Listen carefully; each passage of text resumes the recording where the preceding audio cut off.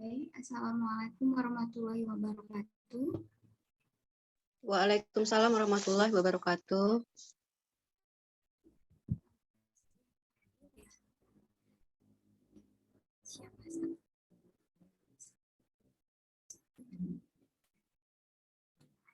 Oh, Anissa izin. Ya, Anissa. Baik, langsung kita mulai saja kalau begitu ya, teman-teman.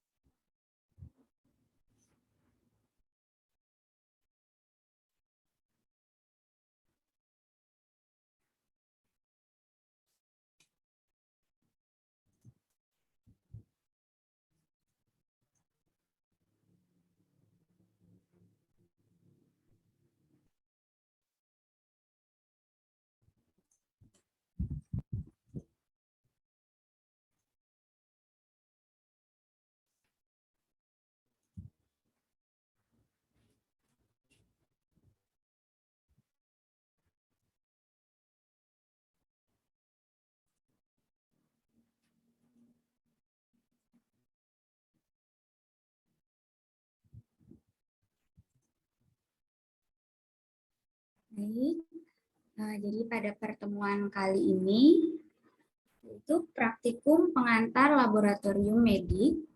Pertemuan ketiga, tema kita pada sore hari ini yaitu alat-alat laboratorium kimia atau alat-alat kimia.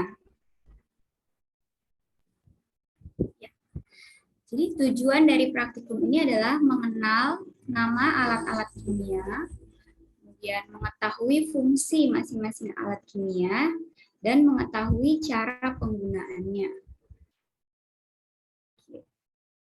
Metodenya yaitu alat dan bahan, alat tulis, logbook, kamera. Bahan yang disediakan adalah alat-alat kimia itu sendiri. Kemudian cara kerjanya yaitu disediakan beberapa contoh alat kimia, kemudian diamati, diperhatikan, lalu ditulis hasil yang dapat diamati dari pengamatan. Sebelumnya, kenapa kita penting atau perlu untuk mengenal alat-alat kimia, yaitu yang pertama, pengenalan alat-alat kimia ini dan cara penggunaannya merupakan suatu keharusan bagi orang-orang yang akan banyak melakukan pekerjaan di dalam bidang ilmu kimia atau dalam laboratorium kimia. Sebagai ATLM nantinya kita akan banyak sekali berhubungan dengan alat-alat laboratorium, terutama laboratorium kimia. Nanti akan ada praktikum kimia analitik, praktikum biokimia, dan lain-lain. Itu nanti akan sering bertemu dengan alat-alat laboratorium kimia. Umumnya sama dengan alat-alat laboratorium yang lain. Kemudian penguasaan praktikan atau peneliti ini terhadap alat-alat yang digunakannya akan menentukan keberhasilan suatu praktikum atau penelitian. Tentunya, seorang praktikan atau peneliti harus menguasai penggunaan dari alat-alat yang akan digunakan, karena nantinya akan mempengaruhi hasil dari praktikum atau penelitian yang dilakukan. Bagaimana dia mengukur dengan menggunakan pipet ukur. Bagaimana kalau dia tidak tahu bagaimana cara penggunaannya, tentunya akan terjadi kesalahan pengukuran. Kemudian, di dalam laboratorium ada berbagai macam alat kimia, mulai dari yang sederhana seperti alat-alat gelas sampai pada peralatan yang cukup rumit. Umumnya alat-alat gelas ini yang paling sering ditemui di dalam laboratorium, baik laboratorium kimia, laboratorium biologi. Jadi umumnya peralatannya sama. Kemudian pada praktikum ini mahasiswa akan diperkenalkan pada alat-alat yang umum dipakai di laboratorium kimia. Ya, yang pertama tabung reaksi.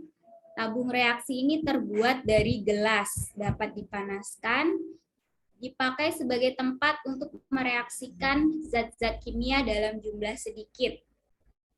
Kemudian cara penggunaannya. Pegang tabung reaksi pada lehernya, kemudian dimiringkan lebih kurang 60 derajat Celcius, lalu diisi dengan larutan yang akan diperiksa. Ini apabila kita akan mengisi tabung reaksi dengan suatu larutan. Kemudian, bila tabung reaksi ini akan dipanaskan, caranya tabung dipegang dengan penjepit tabung. Dan pemanasan dilakukan pada daerah sepertiga bagian cairan di bawah. Kemudian mulut tabung harus diarahkan ke tempat yang aman, jangan ke arah muka kita atau ke arah teman kerja kita di laboratorium. Kemudian tabung yang panas tidak boleh didinginkan secara mendadak karena takutnya akan pecah. Ini adalah gambar dari tabung reaksi. Di sini ada contoh bagaimana memasukkan cairan ke dalam tabung reaksi. Di sini menggunakan pipet, ini seperti mikropipet karena ada tipnya. Jadi dia sedikit dipegang kemudian sedikit dimiringkan. Kalau 60 derajat ini sepertinya masih kurang miring ya di gambar ini contohnya saya tidak menemukan. Kemudian ini ada contoh tabung reaksi di rak tabung reaksi. Lalu ada contoh juga bagaimana cara memegang tabung reaksi pada saat dipanaskan. Maaf, tunggu sebentar saya mau menutup pintu.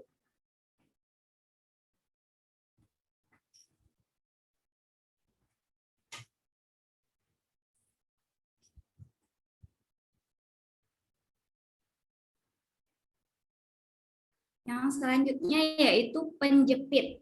Jadi penjepit ini bisa terbuat dari kayu atau logam, kemudian dipakai untuk memegang tabung reaksi, misalnya waktu pemanasan atau mereaksikan zat-zat yang dapat merusak kulit. Jadi untuk lebih amannya kita memegang tabung reaksi ini dengan penjepit. Nah, ini contohnya ada penjepit yang terbuat dari logam sebelah kiri dan ada yang terbuat dari kayu sebelah kanan. Dan cara memegangnya, jadi ditekan pada bagian tangkainya, kemudian bagian ujungnya untuk menjepit tabung reaksi. Selanjutnya yaitu rak tabung reaksi. Rak tabung reaksi ini juga dapat terbuat dari kayu atau logam, dipakai untuk menaruh tabung reaksi. Di sebelah kiri ada yang terbuat dari kayu, jadi dia bentuknya ada lubang-lubang untuk meletakkan tabung reaksi, atau yang di sampingnya itu bisa untuk mengeringkan tabung reaksi. Kemudian yang di sebelah kanan yang terbuat dari logam. Selanjutnya yaitu batang pengaduk gelas. Jadi bentuknya itu seperti tabung yang tidak berlubang, kemudian dipakai untuk mengaduk suatu campuran atau larutan zat-zat kimia pada waktu melakukan reaksi-reaksi kimia. Dipakai untuk membantu pada waktu menuangkan cairan dalam proses penyaringan atau pemisahan. Jadi bentuknya seperti ini. Ini adalah bentuk batang pengaduk gelas. Jadi dia panjang. Ini ujungnya ini pipih ya, jadi seperti agak dekok sedikit, agak cekung sedikit. Kemudian selanjutnya yaitu corong. Corong ini biasanya terbuat dari gelas. Corong yang baik berbentuk kerucut bersudut 60 derajat Celcius. Dipakai untuk memasukkan suatu cairan ke dalam suatu tempat yang mulutnya sempit seperti botol, labu ukur, buret, dan sebagainya. Selain itu, corong juga digunakan untuk menyaring. Corong yang tangkainya berdiameter relatif agak besar dipakai untuk memasukkan zat berbentuk serbuk ke dalam bejana bermulut kecil. Jadi seperti ini gambarnya. Yang sebelah kiri yang mulutnya diameternya kecil, kemudian yang sebelah kanan adalah yang diameternya cukup besar. Yang sebelah kanan ini digunakan untuk serbuk-serbuk tadi. Jadi nanti dia akan lebih memudahkan agar serbuknya tidak tabur ke mana-mana. Dan diameternya yang besar itu supaya serbuknya tidak menyangkut. Selanjutnya yaitu corong pisah. Ini digunakan dalam proses ekstraksi cair-cair. Prinsip ekstraksi cair-cair ini menggunakan corong pisah, yaitu berdasarkan kelarutan senyawa dalam dua pelarut yang tidak saling campur dan dapat dipisahkan keduanya dalam corong pisah sesuai massa jenis masing-masing pelarut. Jadi gambar penggunaannya dengan menambahkan pengekstrak yang tidak saling campur dengan pelarut awal. Jadi dua pelarut dimasukkan ke dalam corong pisah, kemudian dilakukan penggojokan hingga terjadi kesetimbangan analit dalam kedua fase, kemudian didiamkan dan dipisahkan. Nah, ini dia contohnya gambar corong pisah. Ini contoh penggunaannya. Jadi untuk ekstraksi cair-cair antara lapisan ether dan lapisan air. Jadi lapisan air dimasukkan, kemudian lapisan ether, kemudian nanti setelah dilakukan penggojokan, itu nanti terbentuk dua lapisan, lalu dibuka kerannya, lapisan bawahnya dikeluarkan. Oke, selanjutnya gelas arloji. Ukuran penampang lintangnya berbeda-beda sesuai dengan kebutuhan. Digunakan untuk menimbang zat yang berbentuk kristal. Digunakan untuk menutup gelas beker yang berisi larutan pada saat pemanasan, atau bisa juga untuk menguapkan cairan karena bentuknya yang seperti piring ya, dia ukuran penampang lintangnya itu lebar, jadi dia lebih cepat untuk menguapkan cairan. Contohnya seperti ini. Jadi pipis seperti lepek kecil. Dia terbuat dari gelas. Ini contohnya untuk wadah yang berbentuk kristal. Kemudian gelas ukur. Gelas ukur ini berbentuk silinder, terbuat dari jenis gelas borosilikat. Kemudian ada juga yang terbuat dari bahan plastik polipropilen yang dilengkapi dengan bagian bawah yang lebar. Jadi tujuannya agar menjaga kestabilan gelas ukur ini agar tidak mudah terjatuh, tidak mudah terguling. Kapasitasnya bisa sampai 2000 ml dan alat ini jelas mempunyai skala yang ukurannya bermacam-macam, dipakai untuk mengukur volume zat kimia dalam bentuk cair, tetapi dia merupakan alat pengukur yang kasar, jadi tidak untuk pengukuran yang teliti. Ini contohnya. Jadi ada berbagai macam ukuran, dari yang 10 mili, kemudian ada yang sampai 100 mili. Bagian bawah kakinya lebih lebar untuk menjaga kestabilan agar tidak mudah tumpah. Kemudian gelas beker. Alat ini bukan sebagai alat pengukur juga. Jadi dia mempunyai tanda volume yang ada merupakan taksiran kasar. Jadi tidak bisa untuk mengukur pengukuran yang teliti. Terdapat dalam berbagai ukuran juga, kemudian penggunaannya untuk wadah sementara untuk larutan atau reagen yang akan kita gunakan, kemudian biasanya juga untuk menampung hasil-hasil dari percobaan kita, kemudian memanaskan larutan, kemudian menguapkan pelarut atau untuk memekatkan. Seperti ini gambarnya. Biasanya dia lebar.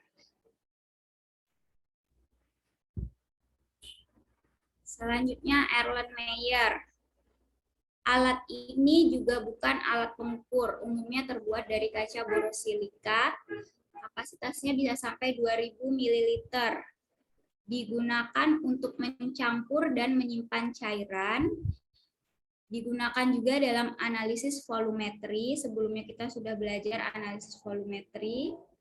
Kemudian kadang-kadang dipakai untuk memanaskan larutan juga bisa, jadi dia tahan panas, jadi bisa digunakan untuk memanaskan larutan.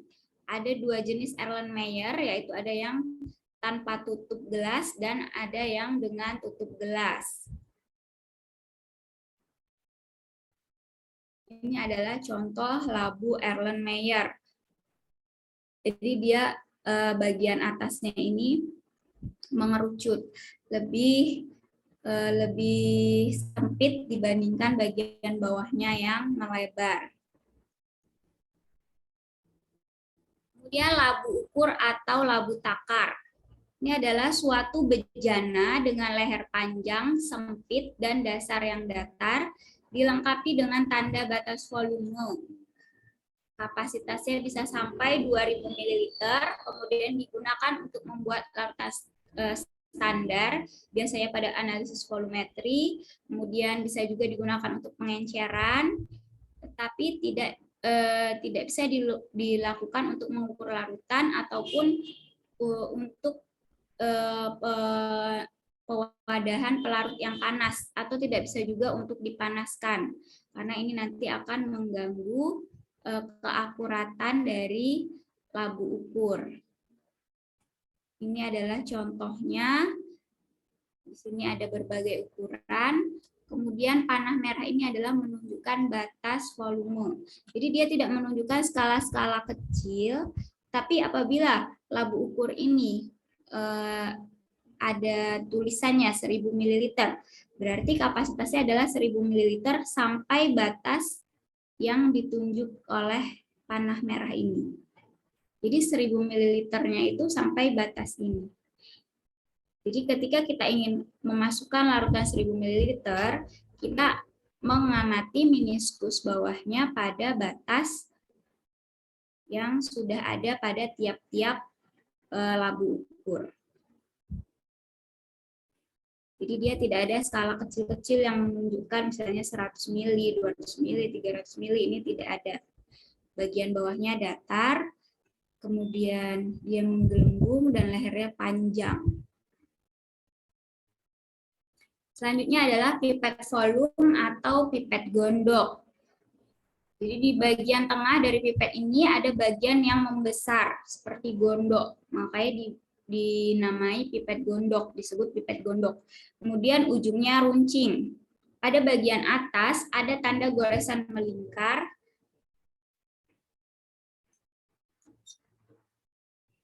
Volume larutan di dalam pipet sama dengan angka yang tertera pada pipet tersebut. Alat ini dipakai untuk mengambil dan memindahkan larutan secara tepat suatu volume tertentu sesuai dengan kapasitas alat. Pipet volume merupakan alat pengukur yang lebih tepat dari gelas ukur.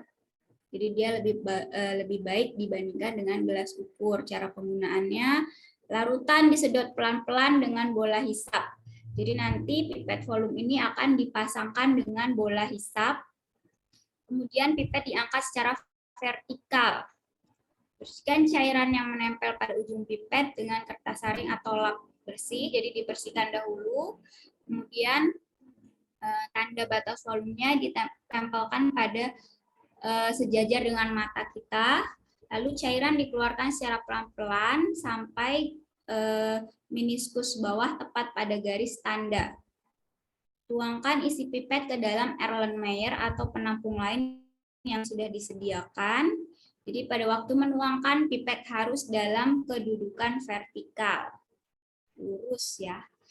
Kemudian sisa zat cair yang tertinggal pada ujung pipet tidak boleh diikutkan atau dikeluarkan baik dengan cara meniup ataupun dengan cara-cara lain. Bila akan dipakai untuk mengambil atau memindahkan zat lain, pipet ini dicuci kembali dan kemudian dilakukan cara-caranya sesuai dengan yang pertama. Ini contohnya dari pipet volume. Jadi terlihat juga di bagian atas ini ada garis seperti pada labu ukur tadi.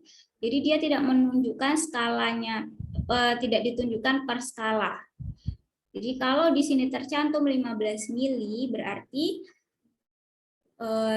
jumlahnya sampai batas garis yang ada di leher atasnya ini adalah 15 mili. Jadi patokannya adalah garis yang ada di leher atasnya. Sama seperti di labu ukur. Kemudian pipet ukur.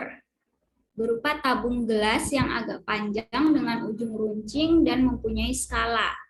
Kapasitasnya 0,01 sampai 50 ml yang dilengkapi dengan pembagian skala pada dinding pipet, yaitu bisa dari 0,01 sampai 0,5 ml, jadi tergantung kapasitas pipet ukurnya. Kemudian teknik penggunaannya sama dengan pipet volume, jadi dia juga menggunakan bola hisap. Kemudian jumlah cairan yang dituangkan dapat disesuaikan dengan skala yang ada. Jadi kalau pipet ukur, ini pipet ukur yang ukurannya kecil, ada yang 5 mili, ada yang 10 mili. Jadi dia menunjukkan per skalanya. Di ujungnya ini adalah bola hisap.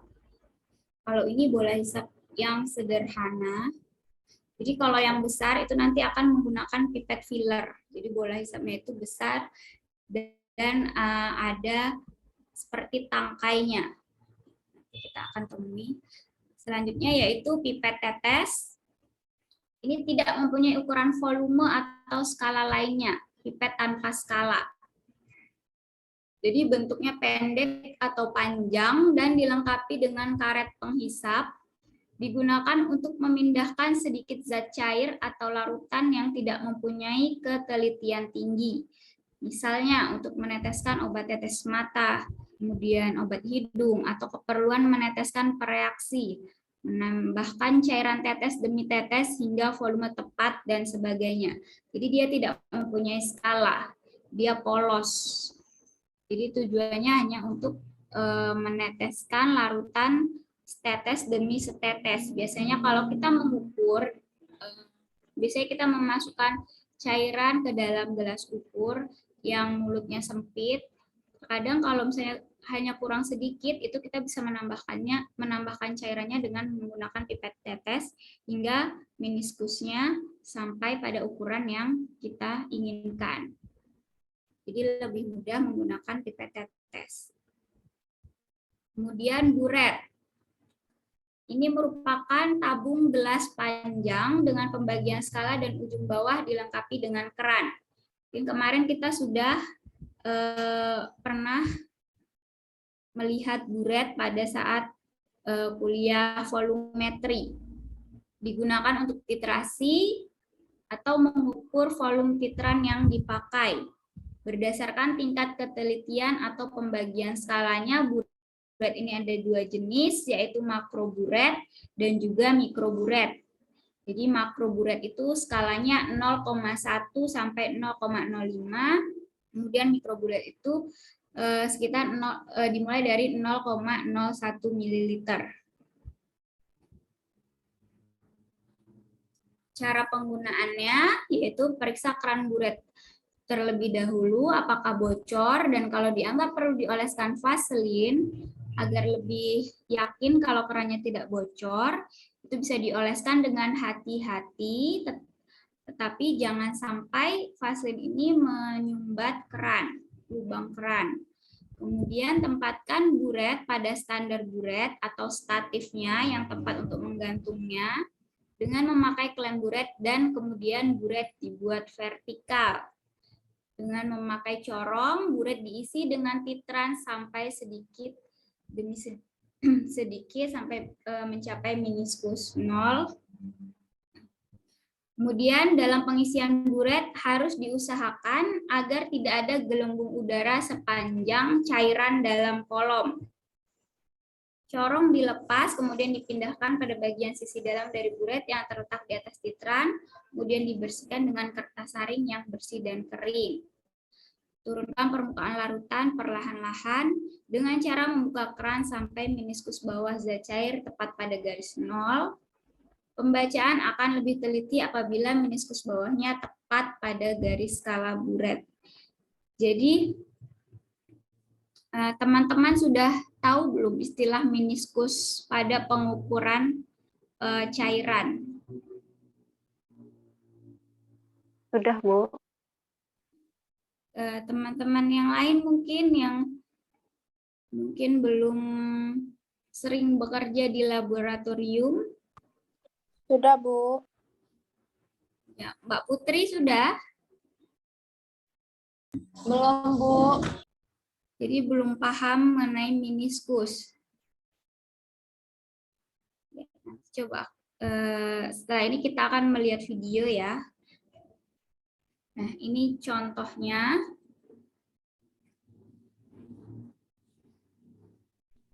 Kemudian selanjutnya labu destilasi. Itu alat yang ada di laboratorium kimia. Ini mempunyai pipa yang mengarah ke sisi. Pipa tersebut nantinya disambungkan pada gelas pendingin pada saat digunakan untuk destilasi. Kemudian destilasi atau penyulingan adalah suatu metode pemisahan bahan kimia berdasarkan perbedaan kecepatan dan kemudahan menguap atau volatilitas.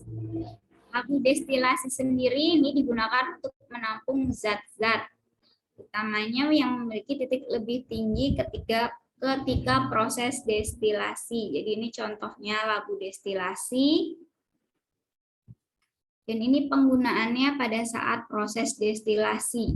Jadi dia yang diletakkan di atas pemanasnya, yang dipanaskan. Setelah labu destilasi ada kondensor. Jadi kalau lihat di gambar ini ada bagian kondensor panjang yang berwarna biru.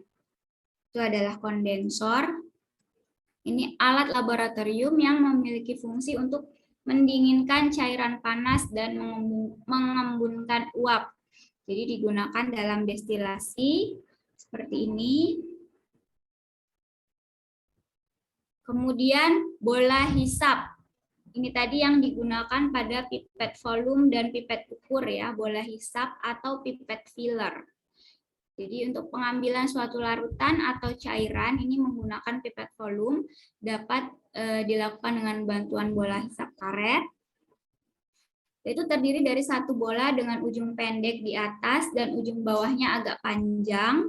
Ujung bawah ini mempunyai cabang ke samping. Sebelum dipakai untuk mengambil cairan, bola dikosongkan dengan menekan bola dan bagian ujung atas. Jadi dipencet biar udaranya keluar. Kemudian masukkan pipet volume ke dalam lubang ujung bawah bola hisap, tetapi jangan melewati pipa cabang. Kemudian pijit bagian ujung bawah, maka cairan akan terhisap masuk ke dalam pipet. Kalau pijatannya itu dilepas, maka hisapan akan terhenti. Kemudian untuk mengeluarkan cairannya, ini dipijit pada bagian pipa cabang. Sehabis menggunakan bola hisap, pipet dilepas dan dibiarkan udara masuk sehingga bola menggelembung kembali seperti semula. Jadi ini contohnya. Bagian atasnya lebih pendek, kemudian di bagian bawahnya ada cabangnya. Jadi ada tanda panah ke atas, ada tanda panah ke bawah di bagian cabang. Jadi yang ke atas tadi adalah untuk menyedot cairannya supaya masuk ke dalam pipet sesuai yang kita inginkan. Kemudian tanda panah ke bawah ini adalah pada saat nanti kita memindahkan cairan ke dalam wadah yang kita inginkan. Kemudian botol semprot. Botol semprot ini dipakai untuk menyimpan air suling yang akan digunakan sebagai pelarut zat, pencuci endapan, pembersih dinding bejana dari sisa-sisa endapan, atau untuk membilas alat-alat yang telah dicuci. Botol semprot plastik ini dapat dipegang dengan satu tangan dan dengan pijatan yang lemah cairan akan keluar. Jadi botolnya ini sederhana seperti ini, botol plastik. Jadi bagian semprotnya ini panjang, jadi nanti dia bisa masuk ke baik tabung atau alat-alat yang lehernya sempit, dia juga bisa. Jadi nanti untuk menyemprotkan air suling, untuk membersihkan bagian dalam tabung reaksi dan sebagainya. Kemudian cawan porselin. Ini biasanya digunakan untuk menguapkan larutan sehingga menjadi lebih pekat atau menjadi kering atau menjadi kristal. cawan porselin yang masih panas tidak boleh didinginkan mendadak dengan air dingin karena bisa pecah. Jadi seperti ini contohnya. Ini adalah cawan porselin. Nah, cawan porselin ada mortar dan alu. Mortar dan alu itu dalam bahasa Indonesia dinamai lesung dan alu. Mortar itu adalah bagian wadahnya, dan alu ini adalah bagian batang yang kita pegang untuk menumbuk. Fungsinya adalah untuk menghancurkan atau menghaluskan suatu bahan atau zat yang masih bersifat padat atau kristal. Di contohnya seperti ini. Mungkin mirip seperti alat untuk menghaluskan obat biasanya. Jadi ada bagian panjang ini adalah alunya, kemudian bagian seperti mangkok ini adalah mortar yang disebut mortar. Jadi ini juga terbuat dari porselin biasanya. Kemudian plat tetes. Plat tetes ini terbuat dari bahan porselin dan umumnya tersedia dalam jumlah 6, 12 maupun 16 lubang tetes. Fungsinya sebagai penguji keasaman atau suatu larutan atau untuk mereaksikan larutan. Jadi contohnya seperti ini. Ini yang 12 lubang. Jadi nanti larutannya diisikan di dalam lubang-lubang tersebut. Kalau keasaman nanti bisa diuji apakah nanti dia berwarna merah atau berwarna biru. Kemudian pembakar spiritus. Digunakan untuk memanaskan larutan atau membakar zat. Ini nanti juga kalian akan menemukan alat pembakar spiritus ini di dalam laboratorium. Kemudian kaki 3, ini untuk menyangga pembakar spiritus. Jadi pembakarnya nanti diletakkan di atas kaki 3. Selanjutnya ada lagi kawat kasa. Ini digunakan untuk alas penyangga gelas beker atau pada saat proses pemanasan atau alas penyebar panas. Jadi biasanya kawat kasa ini diletakkan di atas kaki 3, kemudian bunsen atau pembakar spiritus tadi diletakkan di bagian bawahnya. Jadi dia menyangga gelas beker. Kemudian molimut, ini digunakan sebagai alat peraga untuk menggambarkan bentuk suatu molekul kimia. Jadi nanti bisa dipasang-pasangkan sesuai dengan bentuk atau struktur molekul yang diinginkan. Selanjutnya ada termometer. Termometer laboratorium juga akan ditemukan di lab, yaitu untuk mengukur suhu atau perubahan suhu. Kemudian neraca analitik. Ini adalah alat timbang yang dioperasikan menggunakan aliran arus listrik. Nah, cara penggunaannya nih. Biasanya kita akan jadi ini nanti seperti di dalam ruang kaca. Lalu kaca kita buka, alasnya kita timbang terlebih dahulu. Misalnya menggunakan aluminium foil atau bisa juga menggunakan gelas arloji sebagai alas untuk bahan yang akan kita timbang. Kemudian ditimbang dulu alasnya. Setelah itu kita catat. Kemudian kita nolkan kembali. Lalu kita masukkan bahan yang akan kita timbang. Setelah itu kita amati berapa hasilnya. Jadi hasil penimbangan itu nanti akan kita kurangi dengan berat dari wadah yang kita timbang pertama. Dan kemudian itulah kita temukan hasil dari berat bahan yang kita timbang.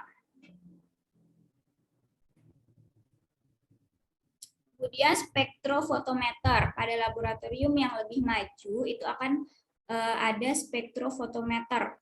Sebuah alat yang digunakan untuk menganalisa suatu senyawa, baik dari segi kualitatif maupun kuantitatif, dengan cara mengukur absorban suatu cuplikan sebagai fungsi dari konsentrasi.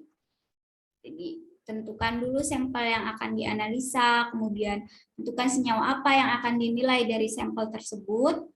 Jadi sebaiknya dicari dulu referensinya, kemudian kita menyiapkan sampel dan instrumen yang dibutuhkan untuk melakukan analisa dengan spektrofotometer, kemudian nyalakan spektrofotometer dan mulai bekerja sesuai prosedur jenis spektrofotometer. Jadi spektrofotometer ini kemarin kan kita sudah membahas, dia merupakan alat instrumental, jadi alat modern, alat canggih. Jadi biasanya tiap-tiap merek spektrofotometer ini mempunyai prosedur sendiri. Jadi ada manual book-nya. Jadi nanti kita bisa mengikuti cara kerjanya seperti yang sudah dituliskan pada masing-masing manual book. Kemudian setelah selesai kita akan mendapatkan hasil, kemudian dicatat untuk mempermudah proses membandingkan. Setelah dipakai seperti menggunakan alat yang lain, yaitu untuk selalu dibersihkan. Kemudian dimatikan dan jangan lupa mencabut daya spektro. Karena tidak baik juga apabila dayanya tetap hidup dalam waktu yang lama, untuk maintenance-nya nanti dapat merusak alat itu sendiri. Ini adalah contoh salah satu spektrofotometer. Oke.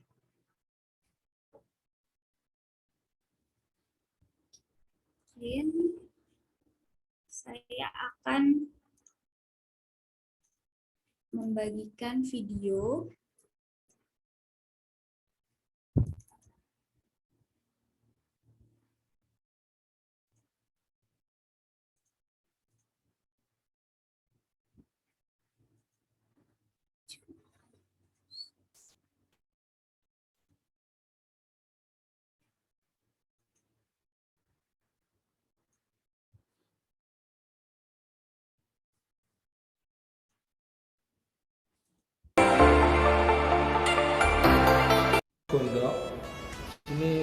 Suaranya terdengar tidak ya videonya?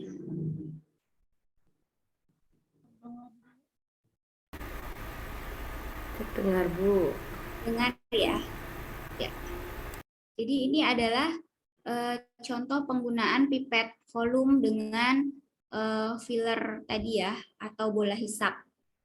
Jadi mungkin kalau hanya membaca saja akan kurang jelas. Jadi kita melihat pipet volume atau pipet gondok. Sini menggunakan pipet volume ukuran 10 mili. Kalau ada pipet volume berarti kita harus menggunakan ball filler ya, atau pipet filler. Ini berfungsi untuk satu rangkaian dengan pipet gondoknya untuk mengambil larutan.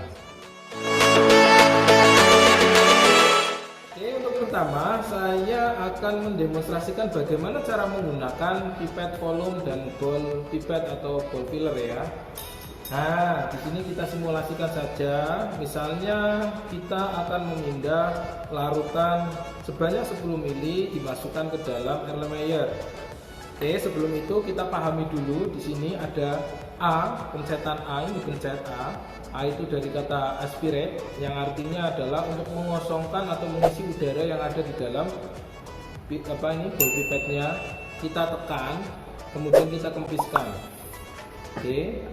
Ini nanti akan kempis seperti ini. Kalau kita pencet lagi, tekan lagi, maka dia akan mengembang kembali. Jadi fungsinya untuk mengembang kempiskan. Kalau kita akan menyedot, berarti otomatis posisinya harus sudah kempis. Oke. Kemudian S itu adalah suction atau biasa kita sebut sedot ya, untuk memudahkan. Jadi kalau kita mau menyedot pakainya S. Kemudian yang E itu adalah exhaust atau mengeluarkan cairan. Jadi cara mudahnya adalah entok E ya. Nah, sekarang kita praktekkan. Pertama kita sambungkan ke pipet volumenya. Kemudian ketika akan mengambil, kita kosongkan dulu udara di dalam pipet fillernya dengan cara menekan dan mengempiskan. Ketika sudah seperti ini, ingat harus sejajar dan lurus. Kemudian kita ambil larutannya, kita pegang, kemudian kita tekan S. Oke, kita tekan S sampai tanda batas. Ini tanda batasnya ada di sini. Kita lihat. Ingat, harus meniskus ya, harus meniskus, harus cekungannya yang kita lihat. Oke, kalau sudah, kita pindahkan ke wadah yang kita inginkan. Misalnya kita masukkan ke dalam Erlenmeyer. Cara yang sama, tapi kita pencet E, artinya exhaust atau entok. Oke, ini akan sampai pada batas di mana ada larutan yang tertinggal di sini. Ya, ini bagian dari pengukuran. Jadi jangan kemudian harus turun semua itu enggak. Ini bagian dari pengukuran 10 mili adalah sampai pada batas tersebut. Jadi begitulah cara menggunakan pipet volume.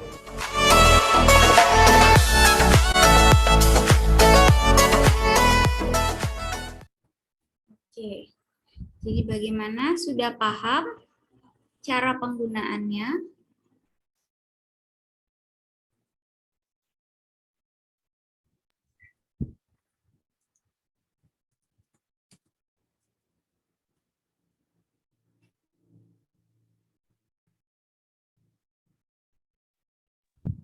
Sudah, Bu.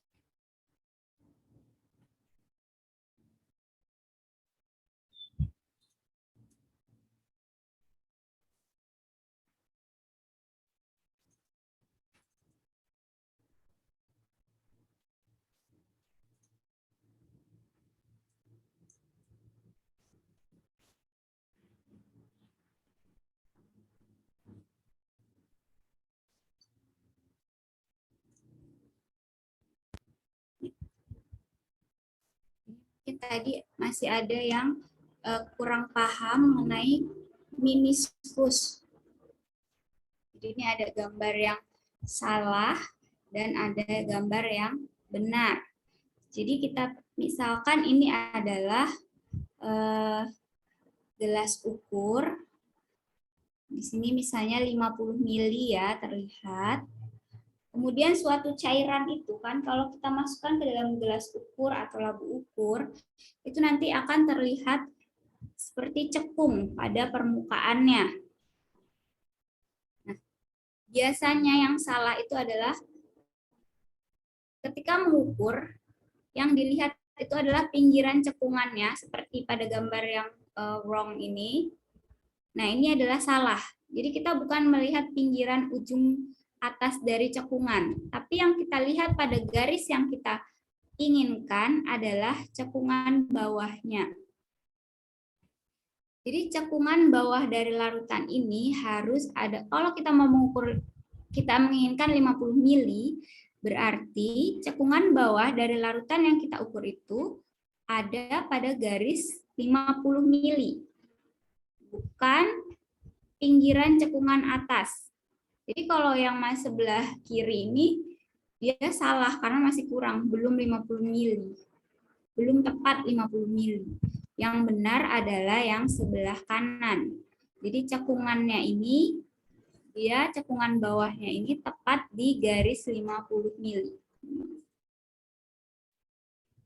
Bagaimana untuk Putri atau teman-teman yang lain bisa dipahami? Untuk Sinta, Rosa, Sofia mungkin? Bisa, Bu. Jadi sudah cukup paham ya? Karena melihat meniskus ini pada saat pengukuran di laboratorium ini sangat penting sekali. Ya, jadi kita harus memahami dulu bagaimana cara melihat meniskus bawah ini. Jadi meniskus bawah ini harus pada garis yang kita inginkan.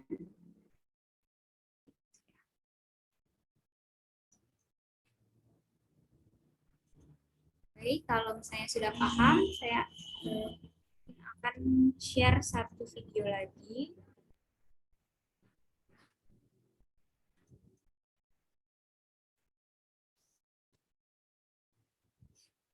Jadi ini adalah contoh penggunaan spektrofotometer. Jadi mungkin alatnya kita belum bisa melihat secara langsung, tapi kita bisa melihat dulu contoh penggunaannya. Cara menggunakan spektrofotometer Genesis 10S UV Phase. Tekan tombol power yang ada di belakang alat. Masukkan sampel ke dalam tempat sampel.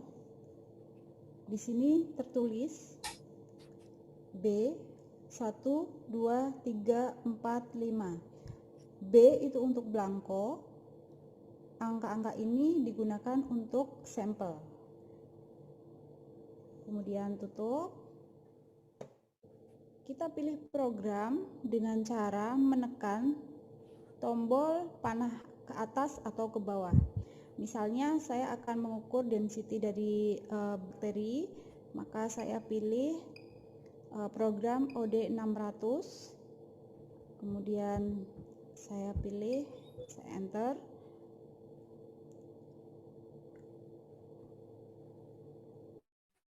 Tekan tanda panah bawah untuk mengganti jumlah sampel.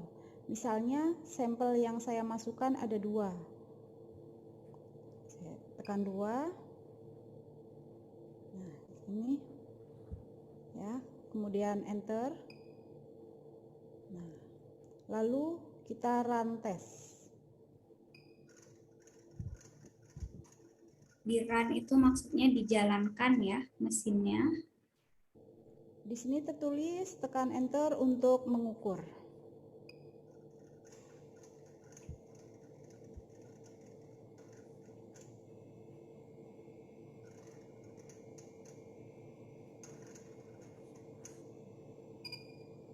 Nah, ini hasil absorbansinya. Karena tadi tidak dimasukkan kuvet, jadi absorbansi pada panjang gelombang 600 nanometer ini masih 0.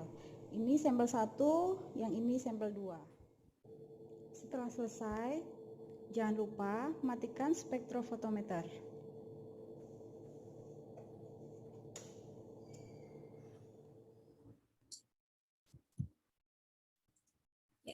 Jadi kurang lebih seperti itu. Jadi kalau kita menggunakan alat yang canggih itu lebih mudah ya, tinggal dimasukkan saja sampelnya ke dalam kuvet, atau kuvet itu adalah tempat sampel yang sudah disediakan dari alat spektronya.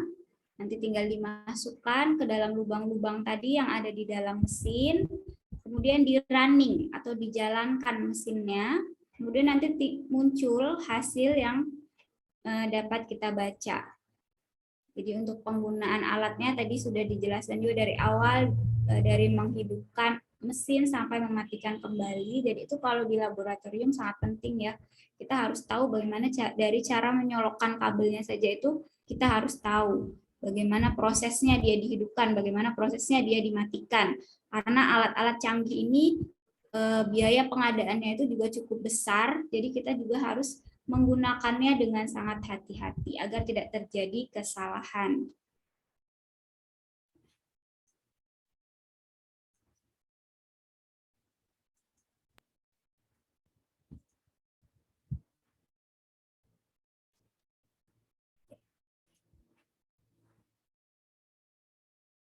Jadi ini hasil pengamatan di laporan praktikumnya nanti. Jadi dibikin tabel, nomor, nama alat, gambar, dan juga fungsinya. Jadi tadi ada sekitar 20-an lebih alat yang sudah kita kenal. Kira-kira kalau untuk waktu 1 minggu cukup tidak untuk mengerjakan? Atau membutuhkan waktu lebih? Karena nanti gambarnya ini kalian gambar manual, menggunakan tangan, bukan ditempel.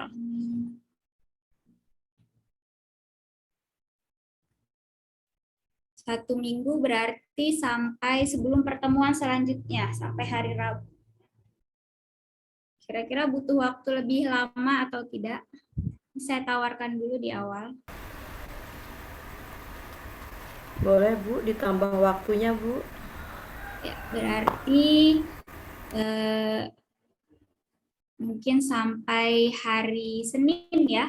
Bagaimana sampai hari Senin? Jadi kan Rabu minggu depan, sebelum Rabu minggu depan lagi. Jadi sebelum pertemuan ke-5. Ini kan pertemuan ke-3, kemudian minggu depan pertemuan ke-4, minggu depannya lagi pertemuan ke-5. Sebelum pertemuan ke-5, tetapi di hari Senin ya. Bisa dilihat tanggalnya.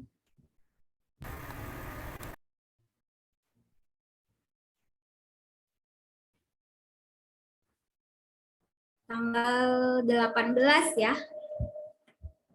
Jadi saya tunggu laporannya di tanggal 18.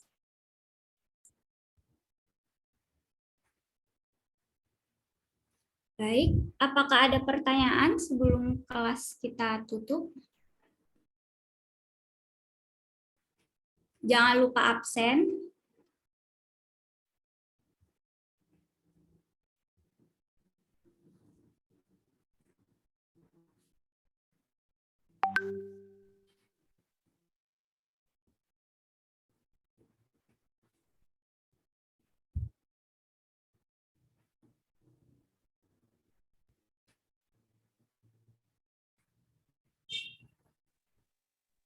Ibu, maaf untuk laporannya, untuk kayak cara kerjanya dilampirkan juga ya Bu?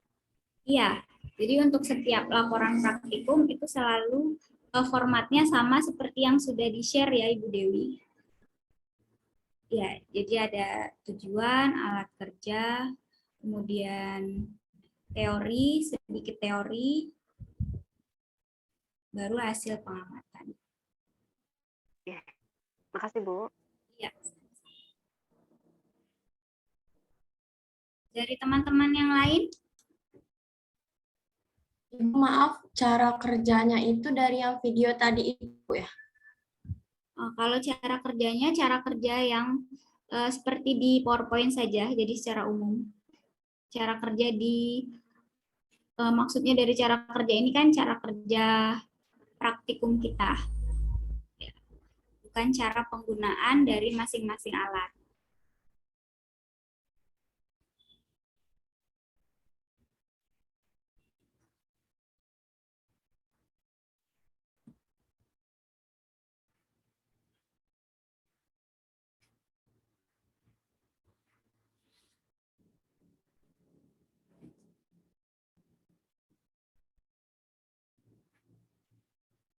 Untuk praktikum kimia analitik besok, kita ganti harinya di hari Sabtu ya. Hari Sabtu jam 2 siang.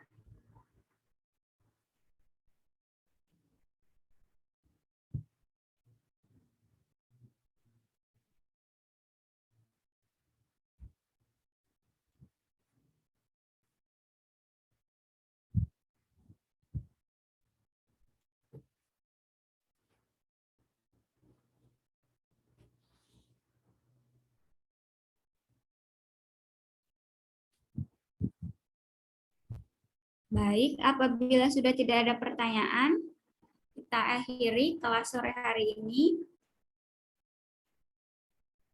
Saya akhiri. Wassalamualaikum warahmatullahi wabarakatuh. Waalaikumsalam warahmatullahi Waalaikumsalam wabarakatuh. warahmatullahi wabarakatuh. Terima kasih Bu. Terima kasih Ya, Bu. terima kasih. Jangan lupa absen ya. Biasanya masih ada yang minta link absen. Ya, Bu. Ya.